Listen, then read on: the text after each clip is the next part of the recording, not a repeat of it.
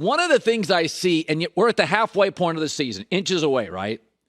And now, all right, now some people are like, I got to get the resume ready. I'm losing my job. When your quarterback is average or a little better than average, you start blaming everybody else for the losses. Oh, it's the play caller. Oh, it's the coach. Oh, it's the O-line. General managers hear this. They can make bad trades. This is what has happened since, the last several years with Kirk Cousins. He's 8-17 in primetime games. Why does that matter? Because that's when you play the best teams. He defines average. And all I hear in Minnesota is, oh, it's Mike Zimmer. Oh, it's the play calling. Oh, it's the defense. There were about 6 great throws in that game. Cooper Rush, a backup, made the majority of them. If you didn't know, one of these guys was making a bunch of money and one was a backup, and I just said, watch him play. You couldn't tell the difference. And there's this term called Minnesota nice because everybody in Minnesota is nice. And I think that's one of the reasons Kirk Cousins survives is that just not mean enough there. If it was, New York, if it was Chicago, if maybe it's San Francisco, a coastal city. I mean, folks, you can't tell the difference between Cooper Rush and Kirk Cousins. Now, is Kirk a better overall talent? Yeah, I'm sure he is. But he played with as much poise, as much polish, as much accuracy on the big throws as Kirk Cousins did. Well, Colin, our offensive line isn't great. You don't get everything. You got great receivers, Justin Jefferson and Adam Thielen, and yet you had 6 passing first downs. You have Dalvin Cook. You averaged 4.8 yards in offensive play. You don't get everything, and nobody gets everything. Yeah, your offensive line could be better. But let's not be negative. Let's talk beyond Kirk Cousins of Dallas. How great do you feel this morning if you're a Cowboy fan? You didn't have Dak. Tyron Smith, great left tackle, Hall of Famer, gets hurt. Trayvon Diggs gets hurt late. Backup quarterback Cooper Rush. You had 11 penalties. You're on the road, and you won. And it was funny. Late in the game, I'm looking at this game, and I'm like, I think Dallas is going to win this game.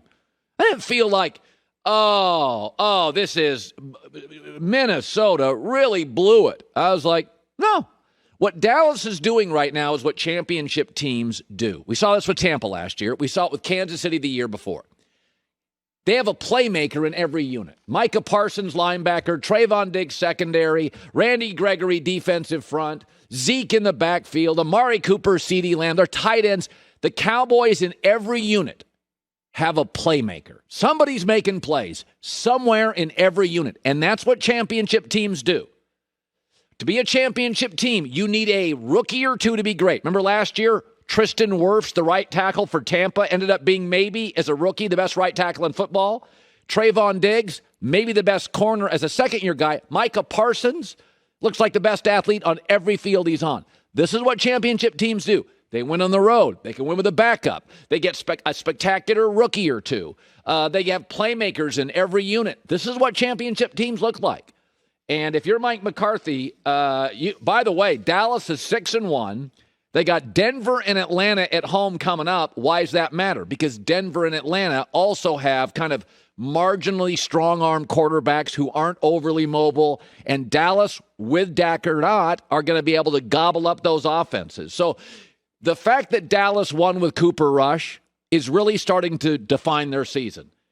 And the fact that Minnesota at home lost with Kirk Cousins against Cooper Rush has really started to define Kirk Cousins. When you have playmakers in every unit on a football team, special teams, linebacker, secondary, pass rush, wide receiver, tight end, O-line, Zeke, this is what you do. You can use a backup and win a road game against a pretty decent, talented team in Minnesota. All right, let's talk Cleveland and the Steelers. They love Baker Mayfield in Cleveland, so you can't have a rational conversation with anybody in Cleveland about their football team. They're just going to defend Baker to the end. But this offense is broken. This passing game for Cleveland, it is broken. OBJ and Baker, blame who you want. I don't give a rip. It doesn't work. It hasn't worked since day one. Jarvis Landry had a bad Sunday. That's rare. The head coach clearly doesn't trust Baker. 4th down, couple yards at midfield. Your defense playing fine. You don't go for it. It's a tough watch. You can blame whoever you want. Cleveland's now so defensive about Baker. They're so ingrained in, I want to be right, not get it right. It's not worth arguing. But you're seeing what you're seeing in Minnesota. Everybody now is blaming somebody else. Suddenly Kevin Stefanski's no good. And now I'm supposed to blame Jarvis Landry. Folks, you can't have this much offensive talent and not be able to score virtually every week. You can't be a burger place and have an average burger. Okay, you watch Dallas, you can tell they spend their money on offense. You watch Kansas City, you can tell they spend their money on offense. You watch Pittsburgh, you can tell they spend a lot of their money on defense. You should be able to see where you spend your money, right? If I walk into your house and you put all your money in the kitchen, it should look like you put your money in the kitchen. 4 of the last 5 weeks for Cleveland, they can't top 17 points. They scored 14 against the Vikings, 14 against Arizona, 17 against Denver, and 10 against Pittsburgh. That's with an elite offensive line. That's with really talented receivers, excellent tight ends. Now, Nick Chubb, they have a backup running back. That offensive line's so good, their backup running back probably starts for certain teams. You can't spend all your money. Our question about this football team in Cleveland all offseason was, there's a lot of new pieces on defense. Is this defense going to be? That ain't the problem. I'm not saying it's a top 5 defense. That's not the problem. I got to be able to see where you're spending your money. And when you have 2 star receivers and 2 good tight ends and multiple good backs and an excellent O-line, you can't be struggling. You just can't. And by the way, you also have an excellent offensive coach. So I get sometimes I watch some of these NFL teams and, Vic Fangio in Denver, a defensive coach, or Brian Flores in Miami's a defensive coach. And sometimes in 2021, you're like, maybe the coaching is not as progressive as you'd like. That ain't the issue with Stefanski. And by the way, you can tell now, we had the Chargers example. We had this yesterday in Pitt. They don't trust Baker.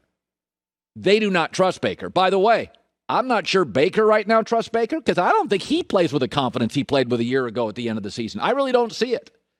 So you spend big money on offense, this can't be the answer. And you can blame Stefanski and blame Landry and blame OBJ. I couldn't give a rip. All I know right now, you don't look like a playoff team. Listen, you start looking around the AFC right now, I don't know, but New England now looks pretty interesting. And Cincinnati, despite what happened yesterday, they look pretty good. And Baltimore's coming off a bye. They're a big favorite next week at home. They're going to win.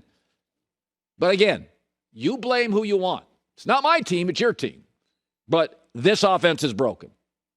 This passing game is broken. All right, fine. Finger point in Minnesota, it's somebody else. In Cleveland, it's somebody else. When the quarterback's not dynamic enough, this is what happens. You have what appears to be a playoff roster, and you're on the outside looking in. Blame who you want. I don't care. Hi, everybody. Thanks for watching. Subscribe here to get the latest from the show. Also, be sure to check out more of the best clips from The Herd or go watch a few segments from other shows on FS1.